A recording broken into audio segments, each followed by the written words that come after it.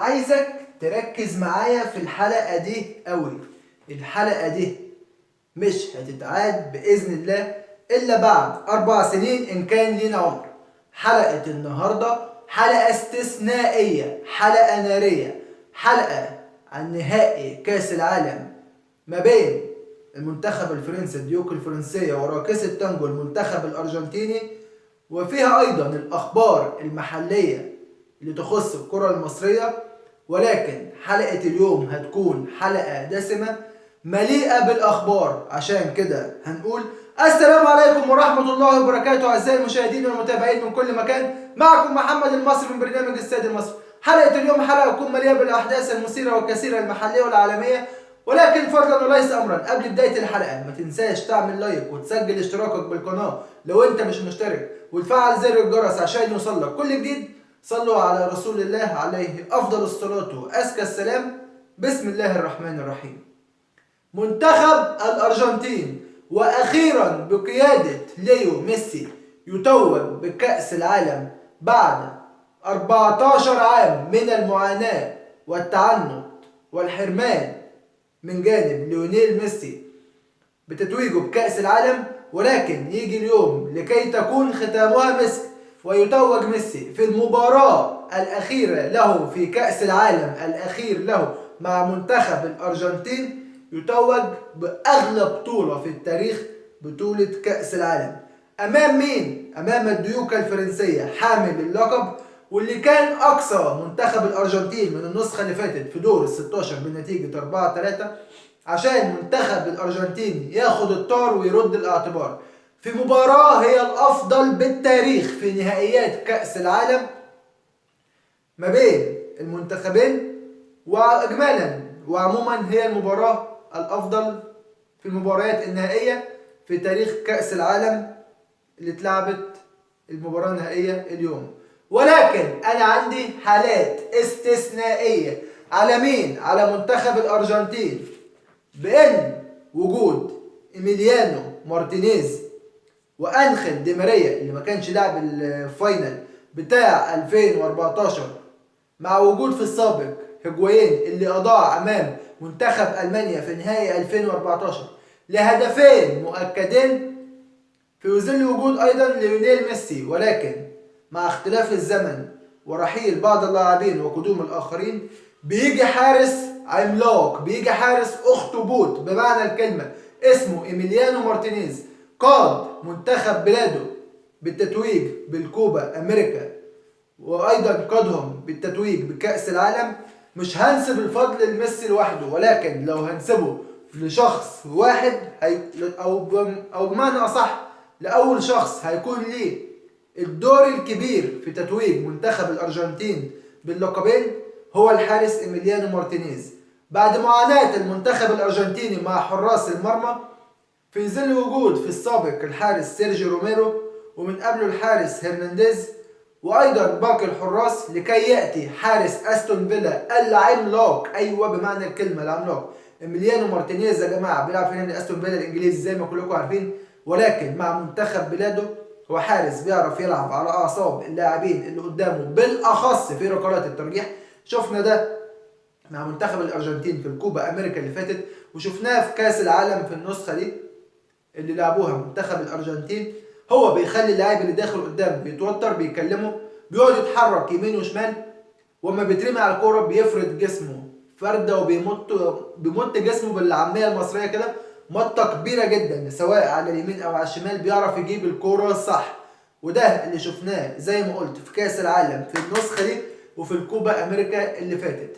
وإن كان ناقص منتخب الأرجنتين حارس عملاق عشان يجي إيميليانو مارتينيز من حارس ثالث لحارس أساسي يقود بلاده للكوبا أمريكا ولكأس العالم أيضا. ولكن مباراة اليوم الكورة كانت رايحة جاية خد وهات ما بين تقدم الأرجنتين بركلة جزاء غير صحيحة كلنا شفناها، ولكن هي اتحسبت. بيتقدم ليونيل ميسي 1-0، ثم يضاعف النتيجة اللاعب أنخيل دي ماريا بثنائية نظيفة 2-0، عشان تيجي الدقيقة 80 ومنتخب فرنسا يبتدي يكون موجود، يبتدي يكون ليه بصمة. تخيل على مدار 80 دقيقة منتخب فرنسا ما كانش ليه وجود في الملعب، عشان يقلل النتيجة كيليان امبابي من ضربة جزاء 2-1، وبعدها أقل من دقيقة كرة جت لمبابي على الطاير، خدها وان تاتش، لمسة واحدة في المرمى، ما يقدرش يعمل لها حاجة إيميليانو مارتينيز، عشان ندخل للإكسترا تايم ونشوف تقدم أيضا الأرجنتين بهدف ثالث بعدما تخطت الكرة خط المرمى من ليونيل ميسي.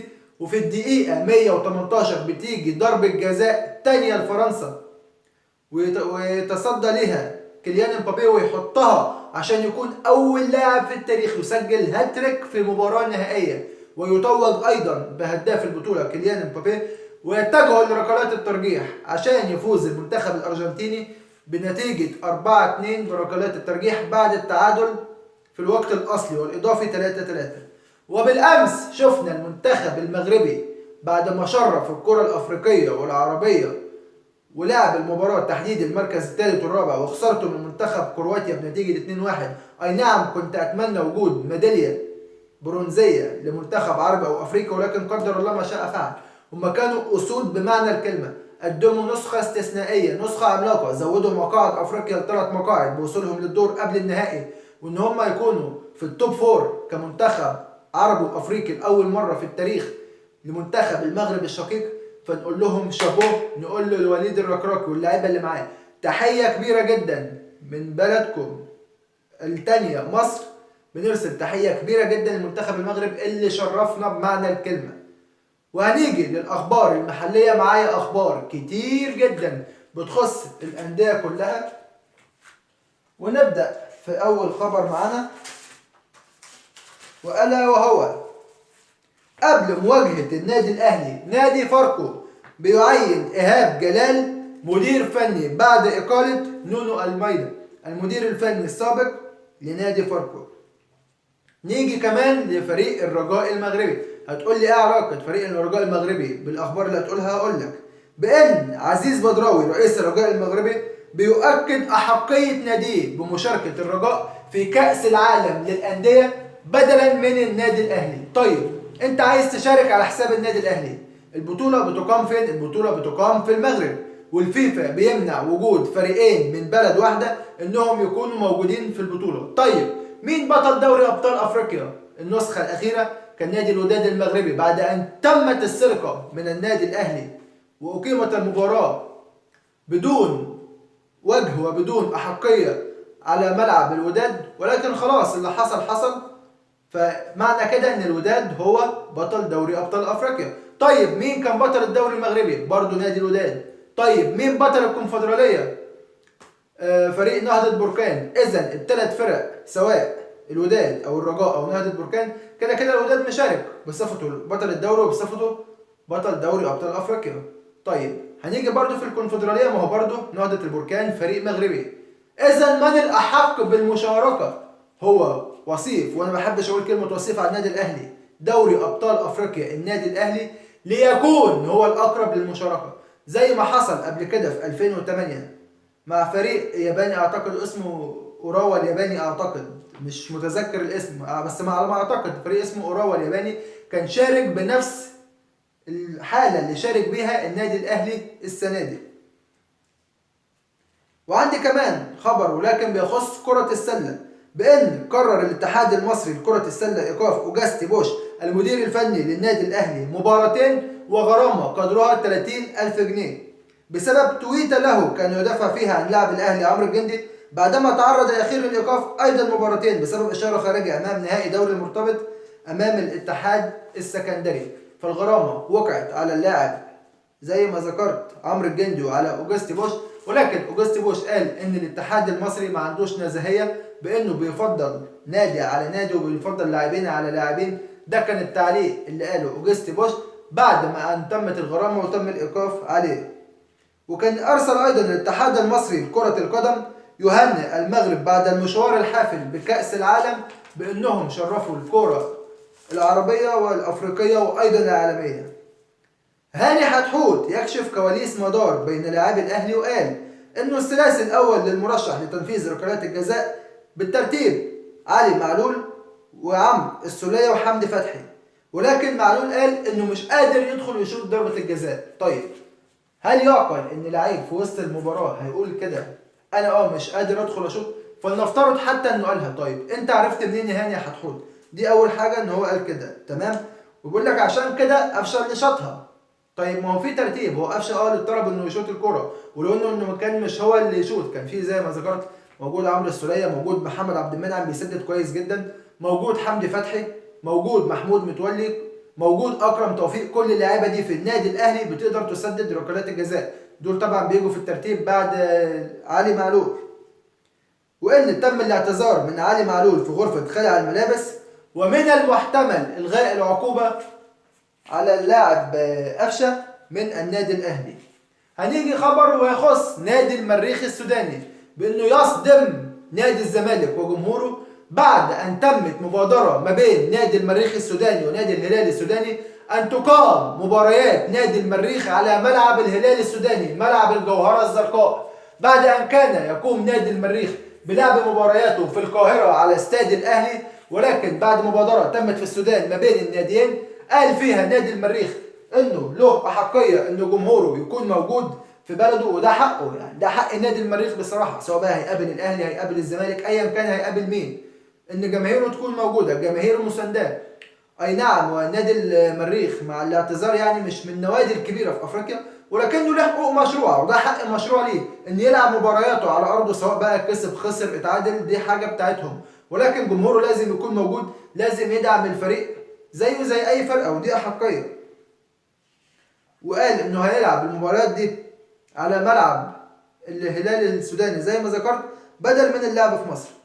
ولجنة التخطيط في النادي الأهلي برئاسة محسن صالح قرروا أن يتم إعارة بيرسي تاو أو بيعه نهائي في يناير القادم بسبب الإصابات.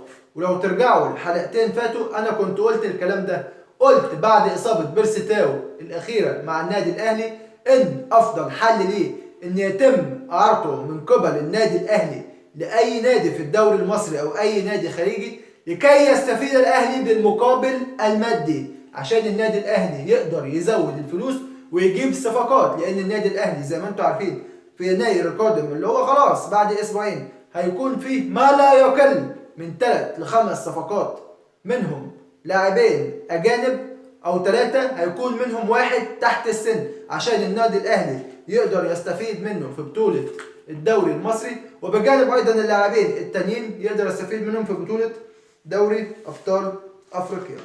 غندوريات. كابتن خالد الغندور قال في تعليق ليه على تويتر أيضا، قال إنه يمهل ولا يهمل. ده كان تعليقه كابتن خالد الغندور، بإن قال على ضياع قفشه بركلة الجزاء، وقال إن جماهير الأهلي كانت بتتريق على اللاعب محمود علاء. هي ما كانتش تريقة، يعني هو كان تحفيل خفيف مزاح من قبل جماهير النادي الاهلي، وانهم دلوقتي بيهاجموا اهم واحد في الفريق اللي هو قفشه. احنا لما بنهاجم حد بنهاجمه لمصلحه الفريق، مش بنهاجمه لمصلحه شخصيه. هي ركلات الجزاء بيبقى فيها بنسبه 70% حظ، وهي الكره ما دخلتش. ولكن قفشه يعني عموما في الفتره الاخيره مستواه الفني والبدني واقع جدا، مش هو قفشه اللي احنا عارفينه اللي كان بيلعب قبل كده. وايضا احمد حسام ميدو قال عن قفشه انه بيكلم طوب الارض علشان يحترف ومش مركز مع الفريق، وان اختياره لتنفيذ ضربه الجزاء كان اختيار خاطئ. اي نعم، زي ما قلت قبل كده في حلقات ان قفشه بيضغط على اداره النادي الاهلي عشان يحترف، وان اداره الاهلي قالوا له بان الباب مفتوح ويقدر يمشي في اي وقت. كابتن محمد بركات ايضا قال عن برونو سافيو وبيرسي تاو واحمد عبد القادر انه الثلاثي ده هو اللي صنع الفارق مع النادي الاهلي منذ بدايه الدوري، وايضا في مباريات دوري ابطال افريقيا وفي كاس مصر. وقال ان بعد ان تم التبديل وسياسه التدوير من قبل مارسيل كولر، شفنا بان اللعيبه اللي قاعده على الاحتياطي ما كانتش بنفس الحاله البدنيه اللي كانت عليها هذا الثلاثي او اللعيبه الاساسيه بمعنى اصح. في تعليق ايضا لمرتضى منصور رئيس نادي الزمالك، وقال اخشى ان يكون الزمالك ضحيه في قضيه ممدوح عباس. طيب يا سياده المستشار، انا عايز اقول حاجه.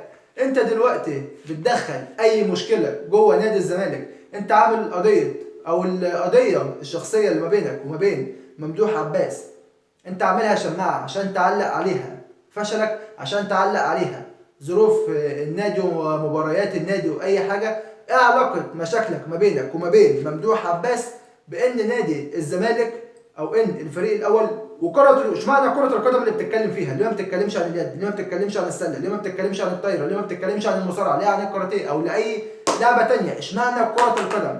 اي نعم هي عشان هي اللعبه الجماهيريه الاولى، ولكن يعني كل حاجه وليها حجه، وهي دي حجتك. انت بتعلق اي حاجه تحصل ممدوح عباس هو اللي حصل فيها. نادي الزمالك اتسرق، ممدوح عباس هو اللي مسلط الناس.